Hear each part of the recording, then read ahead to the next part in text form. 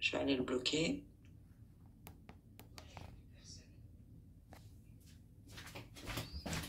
Voilà, il n'y a plus personne.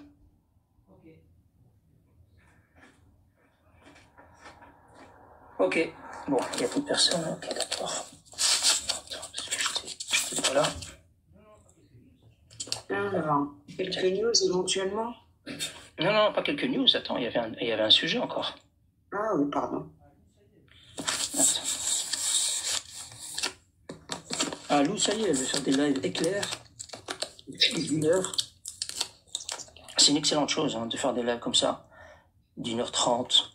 Je crois qu'on a 1h30 là de live, c'est très très bien. Le but, c'est pas de faire des lives de 4-5 heures, de s'épuiser, d'en faire plusieurs par semaine, d'accumuler la fatigue avec les activités qu'on peut avoir à côté, la vie privée, et à un moment donné de saturer.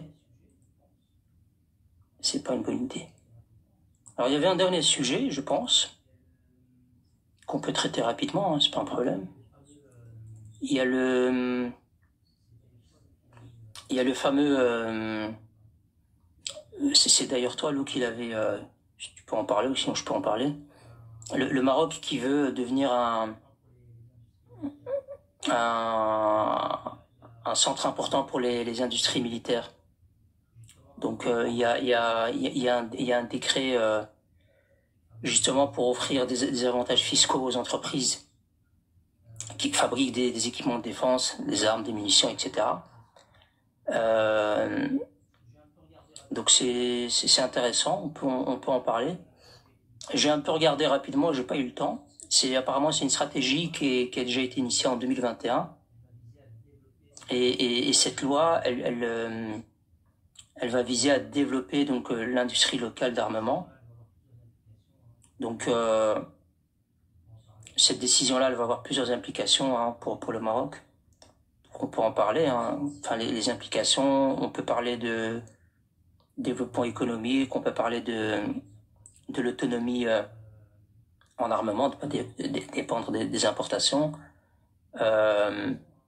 Voilà, encore un tas d'implications.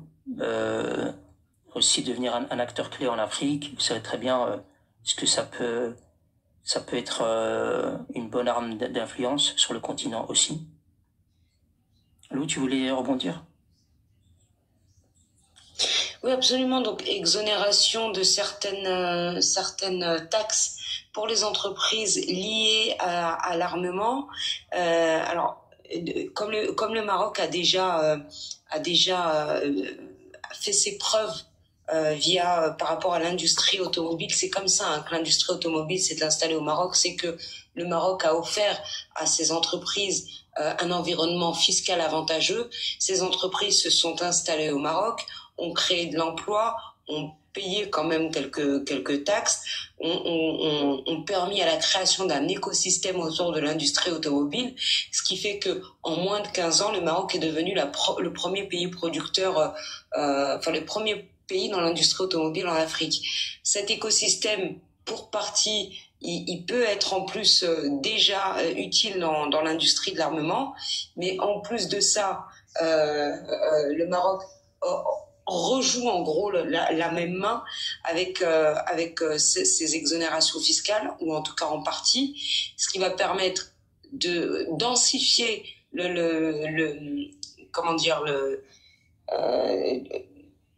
l'écosystème autour de cette industrie-là, de bénéficier du savoir-faire des industries qui vont s'installer, de former une jeunesse à cette industrie-là, et à terme, d'une part, pouvoir fabriquer ses propres armes, pouvoir vendre ses armes, mais surtout devenir une puissance militaire en Afrique. Et c'est, je pense, ce que les voisins ont le plus à craindre. Donc c'est une bonne chose pour nous. En tout, puis ça va créer des emplois, etc., etc. Donc c'est pas anodin ce qui est en train de se passer. C'est ça. Donc création d'emplois, donc très bien. Ne plus dépendre donc autant des importations. Je dis pas qu'on va les supprimer du jour au lendemain. Ce que tu viens de dire aussi, donc consolider un peu son influence sur le continent africain, puisqu'on va pouvoir aussi exporter vers des pays africains avec qui on a déjà d'excellentes relations. Et évidemment, il va aussi avoir un impact économique sur d'autres industries, sur d'autres secteurs, d'autres domaines.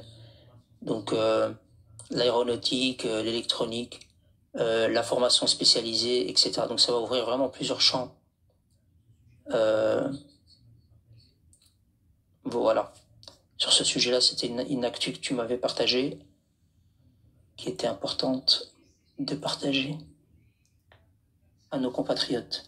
Et c'était important qu'on ait la bonne personne pour nous en parler. On ne pouvait pas reprendre les lives sans avoir Aladin dans le guest. Salam alaikum, Khoya. Salam alaikum Lou Ibrahim, salam alaikum à tous les compatriotes. Je vous écoutais avec beaucoup de plaisir et parce que je vous retrouve. Et c'est une très bonne nouvelle depuis hier que vous soyez revenus. Donc j'espère que vous allez bien. Très très heureux que vous ayez repris. Très heureux de saluer nos compatriotes qui sont en commentaire. J'espère que vous allez tous bien. D'autant plus que l'actualité a été très très riche pour le Maroc pendant ce temps vous n'étiez pas présent au travers de vos propres lives et on en connaît la qualité. Et évidemment, dans cette actualité, vous l'avez évoqué tout à l'heure, au sujet de notre souveraineté sur nos trois régions du Sud. Et là, vous l'évoquez au travers de l'industrie de l'armement, pour lequel le Maroc prend des engagements qui, pour certains, ont déjà fait leurs preuves, créer un environnement fiscal pour qu'une nouvelle industrie s'implante, on le sait, ça a déjà été fait il y a 20 ans avec les zones franches, les exonérations fiscales, etc. Donc, tout ça a été fait, sauf que là, il y a une particularité quand même avec cette industrie de la défense, en ce sens où elle est très liée évidemment à la souveraineté d'un État. L'économie et la souveraineté se confondent dans les deux. Le Maroc, plus que jamais, comme pays, notamment dans cette région-là stratégique, entre l'Afrique et l'Europe, mitoyen de la bande sahélienne où tous les groupes djihadistes depuis 15-20 ans à peu près ont créé une zone d'instabilité terrible qui a touché évidemment l'Algérie, en partie la Mauritanie, le Mali, malheureusement, nos frères maliens et tant d'autres. Et le Maroc a décidé donc d'être encore beaucoup plus proactif dans sa souveraineté en termes de défense. Alors il y a cet environnement fiscal qui va permettre une exonération de l'IS, l'impôt sur les sociétés des entreprises qui vont être nouvellement créées, mais il ne s'agit pas seulement de faire implanter de nouvelles entreprises. Je pense que l'ambition du Maroc à terme, c'est quand même de créer un écosystème autour de la recherche et du développement dans l'armement, de produire évidemment pour lui, mais aussi d'exporter. Et vous savez que c'est un secteur d'activité qui est soumis à une très forte réglementation dans tous les pays du monde, et le Maroc n'y échappe pas. On ne crée pas une société dans la défense et on ne produit pas, on ne s'implante pas comme si on faisait dans l'alimentaire ou dans d'autres secteurs d'activité. Et je pense que la volonté du Maroc est une très bonne volonté dans ce domaine-là. Je pense qu'elle va porter ses fruits. Je pense qu'elle est impérative, qu'elle est impérieuse pour sa souveraineté territoriale et pour sa défense. Je pense que les candidats ne vont absolument pas manquer. Pourquoi? Parce que les candidats, les observateurs économiques ont vu ce que le Maroc, la métamorphose du Maroc ces 20 dernières années dans toutes les industries où il s'est engagé. Et donc je pense que les candidats ne vont pas manquer.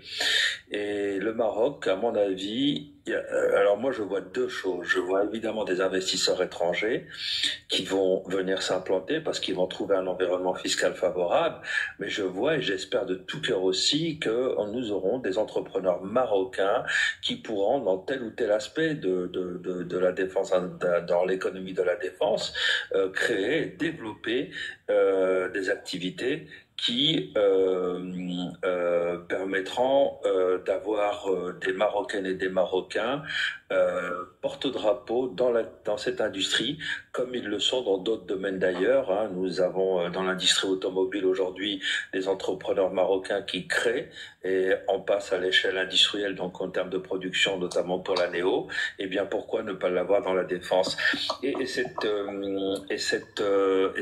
a plusieurs conséquences. Alors évidemment, pour cette industrie de la défense, il va y avoir de l'importation des matières premières pour la production, mais dans notre balance commerciale, nous allons nous y retrouver, puisque j'imagine que le Maroc va chercher aussi à exporter. Ça va être des créations d'emplois, pour certains même des postes à forte valeur ajoutée, de la formation qui viendra se greffer à ça, et une dynamique économique qui va produire des effets non négligeables pour notre royaume, et c'est vraiment une très bonne nouvelle.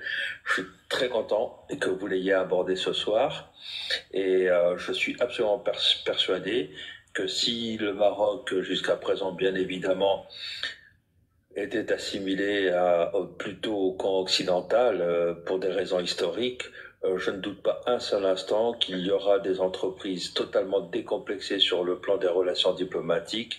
Je pense peut-être à des Russes, peut-être à des Indiens, des Brésiliens ou des Chinois ou tout autre qui pourraient être intéressés par le Maroc, mais pas seulement le Maroc, mais pas aussi par le Maroc en tant que porte d'entrée en Afrique.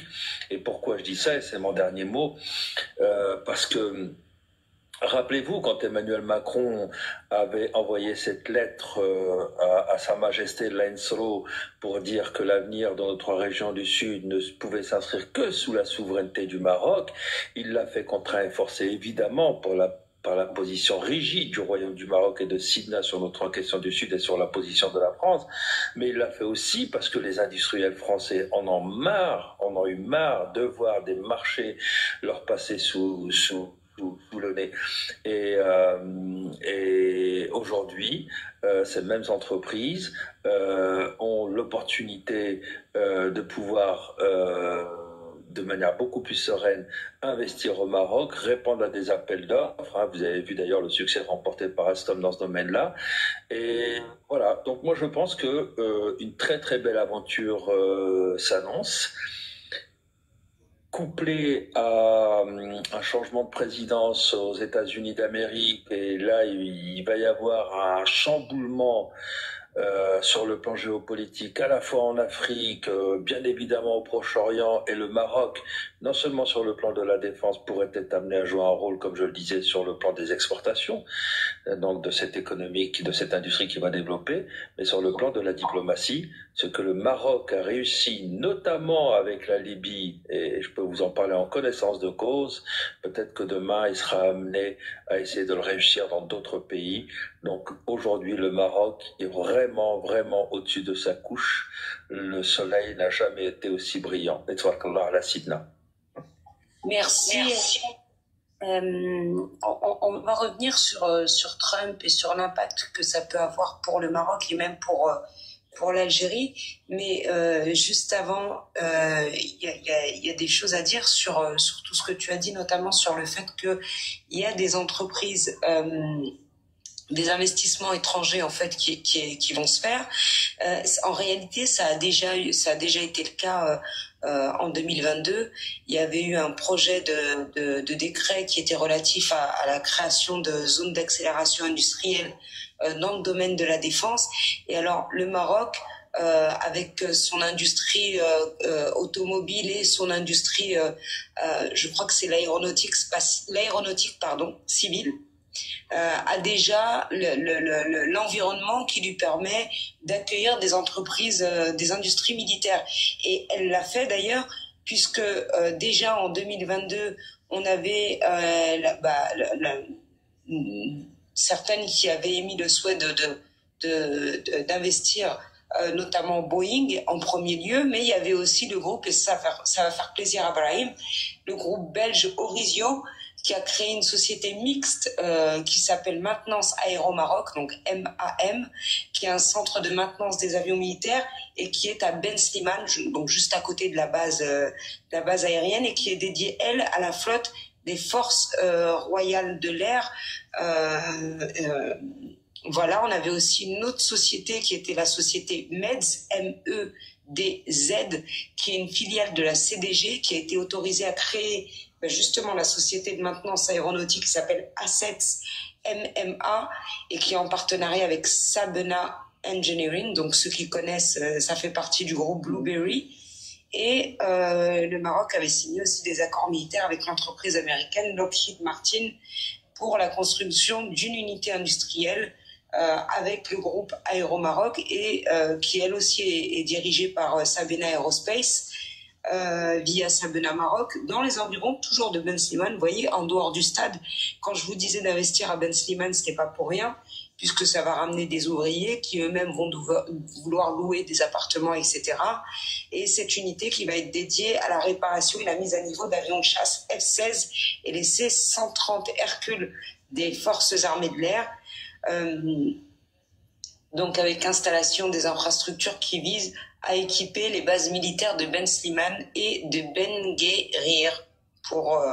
Voilà. Et après on a le plan marocain qui accompagne la fabrication cette fois de composants des avions militaires et des drones de type SpaceX fabriqués par la société Bluebird Aerosystem et la production de drones kamikazes en partenariat avec le groupe de l'industrie aéronautique et c'est IAI.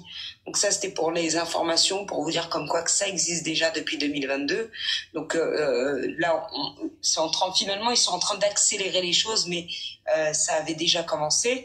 Ça, c'est le premier point. Et alors, tu nous as parlé de Donald Trump.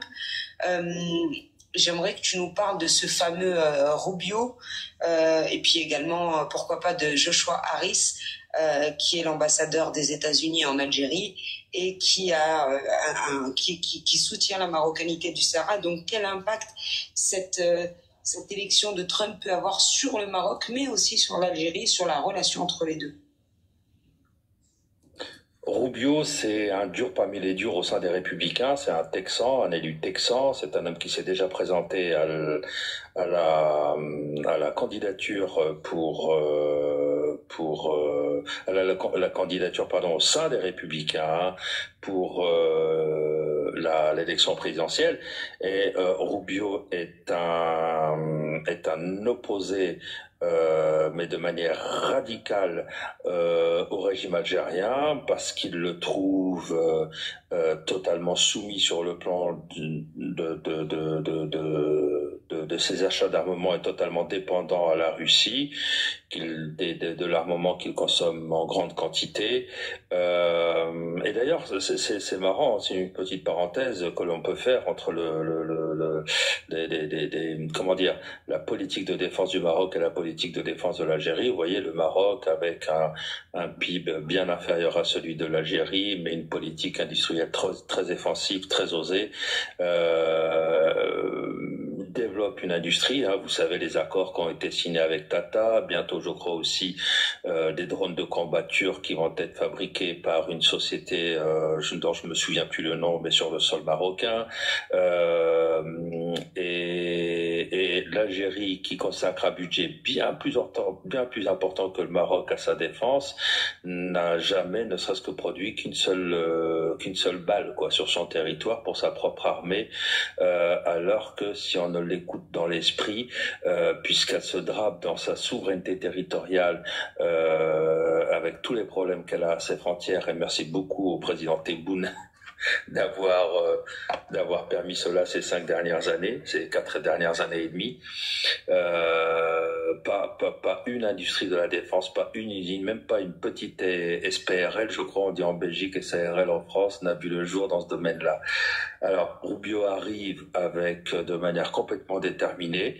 Nous avons vu pendant le premier mandat de Donald Trump où il n'hésitait pas à fracasser des portes. Rappelez-vous, il avait quitté l'UNESCO, il avait augmenté les tarifs douaniers il est rentré dans un combat terrible terrible avec la Chine, il avait quitté la COP21, il avait menacé de quitter l'OTAN en mettant les membres de l'OTAN face à leurs responsabilités pour leur contribution, notamment sur le plan financier. Et donc, je pense que ce qu'il a fait hier, il le produira encore de manière beaucoup plus violente dans les 4 années qui viennent, parce que tout le monde sait que, bien évidemment, c'est son dernier mandat. Rubio arrive et Rubio sait ce que le Maroc et la présidente Trump ont accompli ensemble pendant les 4 années, avec la cerise sur le gâteau qui était évidemment les accords tripartis. Mais Rubio sait pertinemment aussi comment l'Algérie, et il a sûrement des informations bien plus précises que nous dans ce domaine-là, bien plus chirurgicales que nous dans ce domaine-là, a contribué à déstabiliser un certain nombre de pays de la bande sahélienne, et je pense notamment au Mali. Et c'est la triple peine en réalité pour l'Algérie. C'est Trump qui revient comme président début janvier, c'est Rubio, secrétaire d'État, qui avait demandé à ce que des sanctions économiques soient prises contre l'Algérie, c'était il y a 3 ans, pour sa quantité d'armes absolument impressionnante qu'elle a achetée à la Russie. Et Joshua Harish, le nouvel ambassadeur américain en Algérie, qui est l'ancien secrétaire d'État adjoint pour la région Afrique et je crois océan Indien, et qui l'a dit très clairement, un pro-Maroc, un pro-souveraineté territoriale du Maroc sur ces 3 régions du Sud. Donc l'Algérie se retrouve dans une situation, tenez-vous bien, la cartographie elle est extrêmement simple, avec des membres du Conseil de sécurité qui, au bas mot, pour certains, observent une neutralité positive et votent toutes les résolutions en faveur du Maroc quand elles sont présentées pour son Sahara. La seule qui s'abstient, c'est la Russie, on sait pour quelle raison. Les succès remportés par le Maroc ces dernières années pour la reconnaissance de sa souveraineté sur son Sahara, ce n'est pas uniquement avec des pays dans la diplomatie où l'économie n'a pas une force pénétrante dans le monde. Il l'a fait aussi évidemment avec l'Espagne, avec la France, avec l'Allemagne et tant d'autres pays. Et l'Algérie a du soumourin à se faire, parce que l'Amérique de Donald Trump, c'est pas du tout l'Amérique de Biden. Je pense que le projet du consulat à Dakhla va revenir très très vite d'actualité.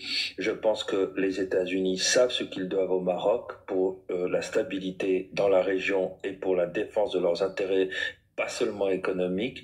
Et vous savez pertinemment que l'obsession de Trump, c'est de marquer l'histoire, notamment pour les conflits au Proche-Orient, et il aimerait probablement reproduire ce qu'il a fait avec les accords d'Abraham dans un premier temps, les accords tripartis dans un second temps. L'objectif, évidemment, pour lui, la cerise sur le gâteau, ça serait la normalisation des relations entre Israël et l'Arabie Saoudite, et je pense que quelque part il doit un petit peu compter sur le Maroc pour faire l'entre-gens dans ce domaine-là, et la stature du Maroc sur le plan diplomatique, pas seulement pour cette raison mais pour tant d'autres, va prendre une dimension supplémentaire. Celle de l'Algérie, au contraire, va se réduire à peau de chagrin. Aujourd'hui, l'Algérie, tout le monde sait pertinemment, et il faut être factuel dans le propos, hein, c'est pas du parti pris, c'est pas parce que je suis marocain que je le dis, mais sa envergure est réduite à absolument rien du tout. Ce n'est pas un partenaire fiable, ce n'est pas un partenaire crédible.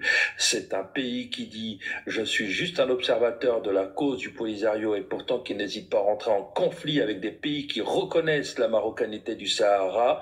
Donc ce double langage hypocrite dans le verbe et violent dans l'acte, ils ne pourront pas se le permettre avec Donald Trump à partir du début de l'année prochaine, bien évidemment. Merci Alada. Brahim, une question, une intervention. Barakallah alayk, Alada. Barakallah alayk, Alada, Allah yahfik. Quel plaisir de... Attends, mais il y a quelqu'un qui est monté, on va demander de se présenter, le W là. Marhaba. Salam alaikum. Depuis tout à l'heure, j'écoute, j'ai même pas fait exprès de rejoindre. Voilà. T'es monté comme ça, sans monter. J'ai même pas fait exprès, j'ai même pas touché mon téléphone. Malish, Akhoya. Merci pour le passage. On te laisse redescendre.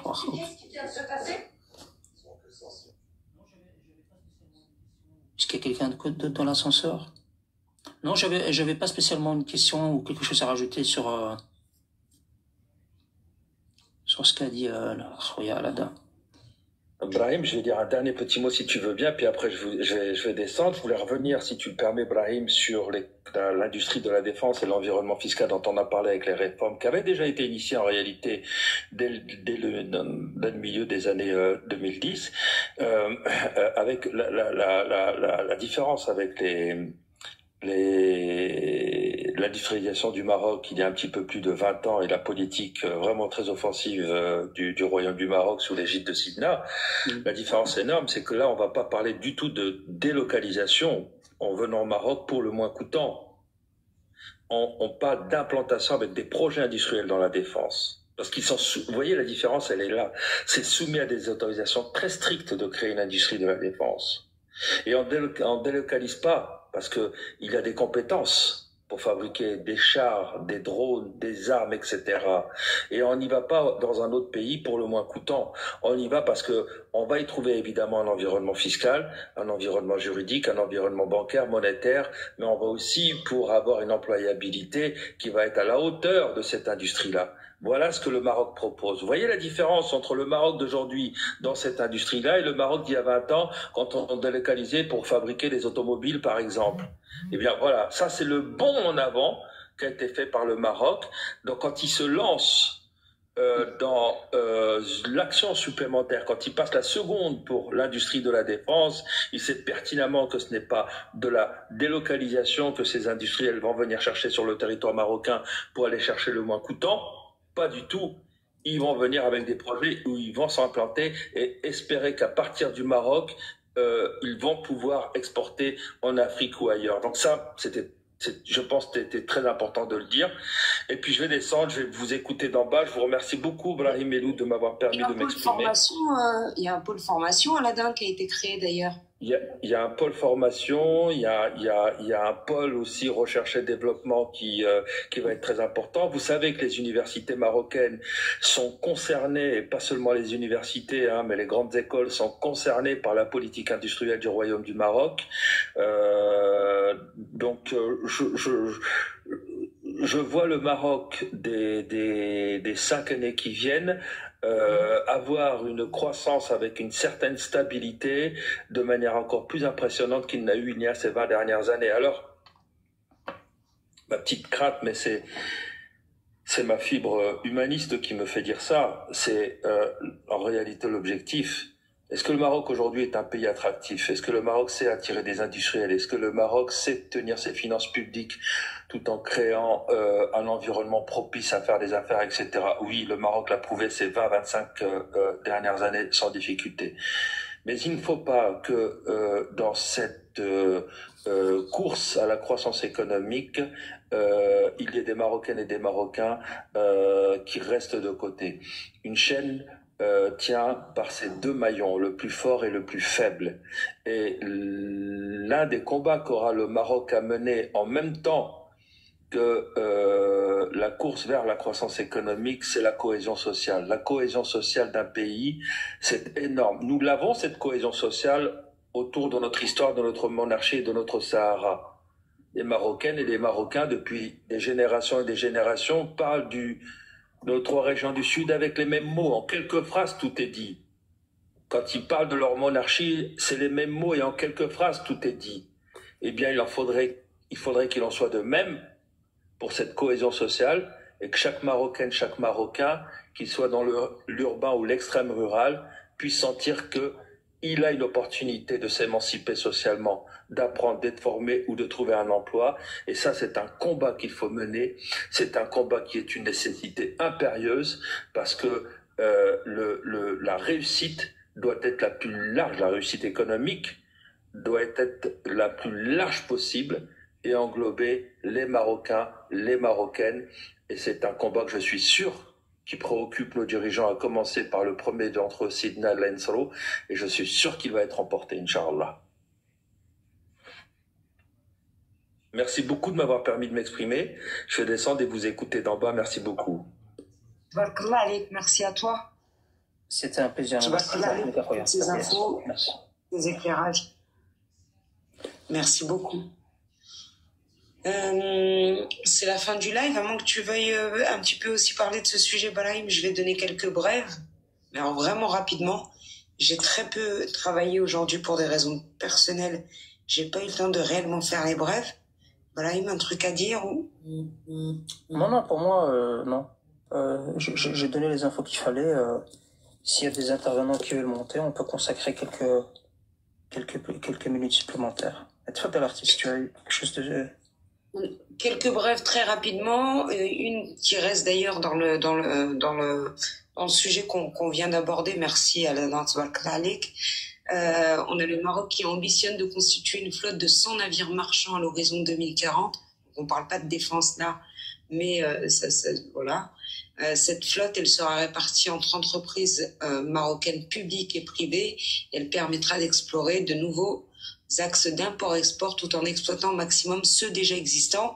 Par exemple, le fait qu'il n'y ait pas de ligne directe Maroc, United Kingdom, pas réellement l'Angleterre, mais vous avez compris, Royaume-Uni, pardon, sans passer par l'Europe, voilà, et qui quelque part plombe notre potentiel exporté vers le Royaume-Uni.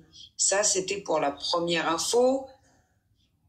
La deuxième info, pas des moindres, c'est une entreprise chinoise qui a remporté le projet de construction ferroviaire au Maroc après avoir battu le consortium français soumissionnaire avec une large différence de prix selon la presse locale. Donc, on a l'Office des chemins de fer marocain, l'ONCF, qui a attribué le projet de construction de voies ferrées dans le port atlantique ouest de Casablanca, dans le cadre du projet de la ligne LGV Kenitra-Marrakech à China Overseas Engineering Corporation, c'est ce que rapporte le quotidien Sabah Aradir, et il y a même d'autres journaux qui le rapportent d'ailleurs.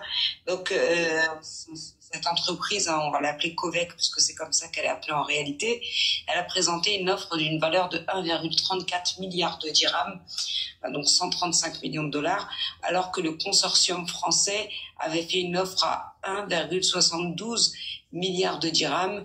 À la base, le coût initial du projet était estimé à 1,44 milliard de dirhams. Donc, les Chinois étaient carrément en dessous du coût initial du projet estimé. Et donc, c'est l'entreprise chinoise, celle-là, en tout cas la Covec, c'est la 4e entreprise chinoise qui est impliquée dans la phase de génie civil de la ligne à grande vitesse du projet Kenitra Marrakech. Et c'est une bonne nouvelle, hein, c'est Kalarila qui pensait rentrer dans les BRICS, qui pensait que la Chine était roulée avec eux. En réalité, elle les roule dans la farine. Une petite info comme ça qui va plaire à Brahim s'il ne l'a pas déjà. On a un petit classement des équipes qui ont eu le plus de victoires depuis 2020 jusqu'à aujourd'hui. Je parle évidemment de football. Et en tête, ex-aequo avec l'Argentine, on a le Maroc avec 49 victoires. Donc ex-aequo avec l'Argentine. Ensuite, on a l'Espagne avec 44 victoires. Bizarrement, l'Algérie avec 43 victoires, mais on sait qu'elle a rencontré très peu de bonnes équipes. Le Portugal avec 43 victoires, donc en réalité l'Algérie est 3e ex-aequo. Le Japon avec 42 victoires et l'Angleterre avec 42 victoires, mais tout cela on s'en fout. Ce qu'on retient, c'est que le Maroc est le premier avec l'Argentine pour ce classement footballistique. Et d'ailleurs on a une info comme ça qui passe, c'est que on a au sein de la fédération de basketball, là c'est pas du foot, un groupe qui vit bien. Donc ils sont en train de reproduire dans le basketball marocain ce qui a déjà été produit au niveau du football. Une info qui va faire plaisir aux Algériens puisqu'il s'agit d'une info qui concerne la ville de Khmisset. C'est près de l'oued Beht à Khmisset que des archéologues... Ah pardon, je fatigue. C'est près de l'oued Beht à Khmisset que des archéologues ont découvert la plus ancienne culture néolithique d'Afrique du Nord. Je répète, c'est à Khmisset, près de l'oued Beht, que des archéologues ont découvert la plus ancienne culture néolithique d'Afrique du Nord. Ils y ont découvert des céramiques, et c'est pas les céramiques ottomanes que nous pondent les Kararila et qu'ils appellent ça Djelidj, bientôt Djelidj, des outils, des traces agricoles qui révèlent une société sédentaire active dès le 4e millénaire avant notre ère. Donc on est pile poil dans le néolithique, et donc cette plus ancienne trace, elle vient d'Afrique du Nord. On sait que la plus ancienne trace de l'Homo sapiens sapiens, elle est au Maroc. La plus ancienne trace de culture néolithique d'Afrique du Nord, elle est au Maroc. Nous sommes le berceau de l'humanité et nous sommes le berceau surtout de l'Afrique du Nord. Ça va faire plaisir aux Algériens ce soir de découvrir qu'ils sont originaires de Rmisset comme nous tous. Donc voilà. Et ensuite, on a une info, l'info la plus marrante, hein, parce qu'on a encore plus marrant que l'info sur Rmisset. On a l'Algérie Presse Service. Alors c'est pas un journal classique, hein, c'est l'agence de presse algérien. Tiens-toi prêt, Brahim, qui appelle, qui dit que le Conseil de sécurité, qu'au Conseil de sécurité, l'Algérie, donc au Conseil de sécurité de l'ONU, l'Algérie appelle à une condamnation publique et ferme des ingérences étrangères au Soudan. Oui, oui, elle s'est permise, l'Algérie, d'appeler à une condamnation publique et ferme d'ingérence dans un pays tiers, alors qu'on sait quelle est la spécialiste de l'ingérence. Voilà, c'est assez risible. Et ça conclut les news du jour pour le Maroc, en tout cas celles que j'ai pu récolter parce que j'étais très occupée aujourd'hui et j'ai pas eu le temps de faire mieux. Ok. C'est vrai que là, Alec, merci beaucoup aussi pour les informations. Ben voilà, Rotier, hein, on a parlé de ces quelques propagandes de l'APS, hein, comme quoi le Maroc était une plaque tournante du trafic de drogue. Donc on vous a montré le rapport en question où l'Algérie est pointée du doigt de manière significative. On vous a parlé aussi il y a en réalité d'autres points, mais on les abordera demain. On vous a parlé aussi de ce document déclassifié d'un discours de Kadhafi sur certaines réalités de l'époque. Et on vous a parlé aussi, il me semble, de ce navire, ce fameux navire qui a accosté à Tanger. C'est pas qui a accosté à Tanger, mais qui ne transportait pas des armes en destination d'Israël, contrairement à ce qu'a dit l'APS et les serviteurs du régime algérien, hein, partant des officiels jusqu'aux petits tiktokers, aux petits guignols et aux mouches électroniques. Et on vous l'a démontré avec les plateformes de navigation maritime, et on vous a montré l'itinéraire, où est-ce que ce navire va. Il y a un communiqué officiel de la société de transport. Ces navires-là, vous avez vu, ils sont exclusivement conçus pour transporter des marchandises, des marchandises et non pas des armements. Donc voilà, Rotier, les points qu'on a abordés, hein, je pense, pour ce soir. Algérie, tu peux ouvrir ton micro, hein. Oui, oui. Moi, j'aimerais revenir sur un point que tu as mentionné tout à l'heure. Pourquoi il est descendu?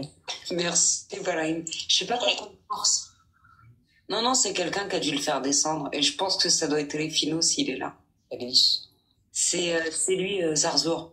Il a pas de niveau, on a beau lui dire, mais il veut pas comprendre. Ça glisse. Non, Zarzour, il faut pas le prendre. Ça glisse, hein. Les lives ici, il y a beaucoup de verglas. Alors, il y a quelqu'un d'autre? Je vois qu'il y a du monde à l'ascenseur. Attendez, je vais remettre les règles pour que...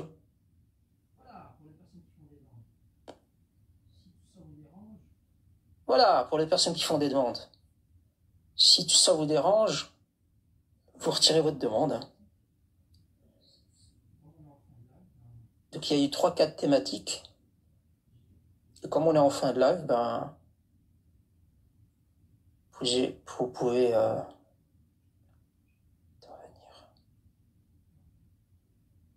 Je vais demander les gens qui sont là.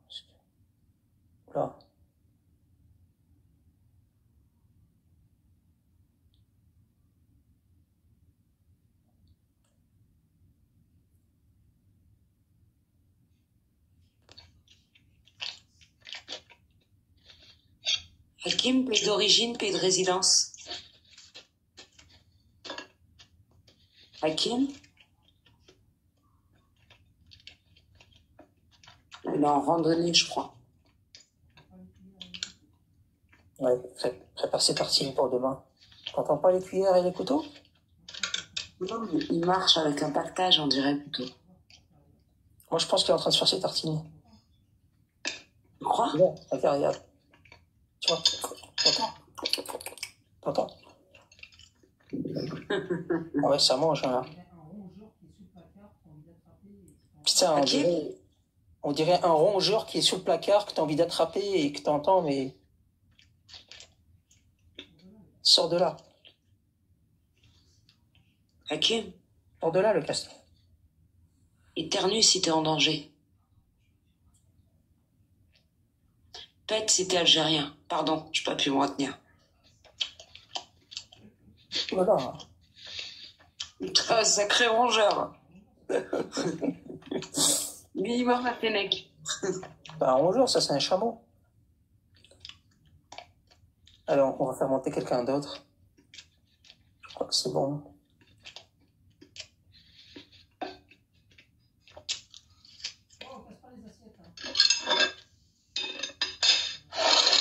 Oh, casse pas les assiettes, hein. Oh là là.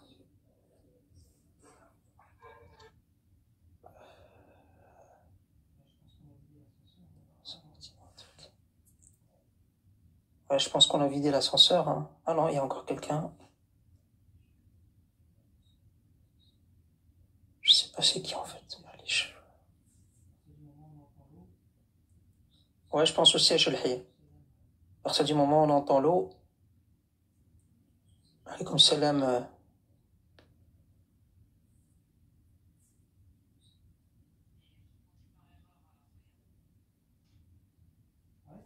Et il a dû monter par erreur, Roya. Ouais. Il a dû monter par erreur. Ok, bah je fais descendre.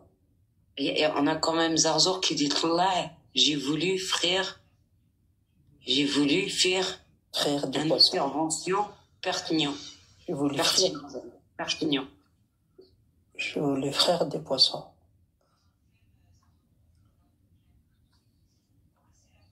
Non, flemme, Zarzour. Voilà, flemme. Bon, bah, c'est la fin du live, alors, dans ce cas. Ouais. Tabarakallah alik, Ibrahim. Merci à tous les intervenants. Merci les modérateurs, comme d'habitude, aux spectateurs. On n'était pas beaucoup, là, pour le lancement, mais ça viendra avec le temps, avec un peu plus de régularité que ces derniers mois. Tabarakallah alikum. Je vous souhaite une bonne nuit. Maraliba, spala khair. Kararila, spala het. Tabarakallah alik, Ibrahim. Merci, Aziza. Merci, à demain.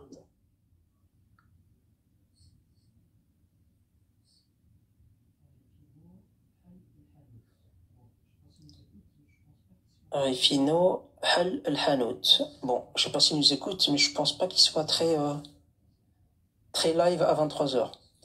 Mais bon, s'il est là, évidemment, avec plaisir. Bonne nuit, akhwati les Marocains et Marocaines. Bonne nuit, merci à Tétouani, Allah yahdik. L'ascenseur, les amis, on va y aller, hein. On va y aller, akhwati, on va y arriver. On arrive au bout du live. On va conclure. Qu'on puisse faire des lives quasi tous les jours. Il faut pas que les lives soient trop longs, à part si le sujet le nécessite. Et si les intervenants le permettent. Aujourd'hui, c'était juste de l'information, c'était un peu de debunk. Donc voilà, c'était très court. Je vous dis à demain, Khouti Lazez. Je vais vous mettre l'hymne national et on va se quitter. Je sais pas si quelqu'un est ouvert, si quelqu'un veut reprendre le flambeau, si quelqu'un est déjà ouvert, qu'on puisse vous rediriger sur un autre live. Demain, il va y avoir des sujets. Il y en a un ou deux qui sont déjà préparés. Et il y en a parmi eux, il y en a un, c'est pas vraiment un sujet, mais c'est quelque chose qui mérite, qui m'agace profondément. Et on va en parler demain. Voilà, je vous en dis pas plus. Il va y avoir de l'affichage, moi je vous dis. Alors, allez-y.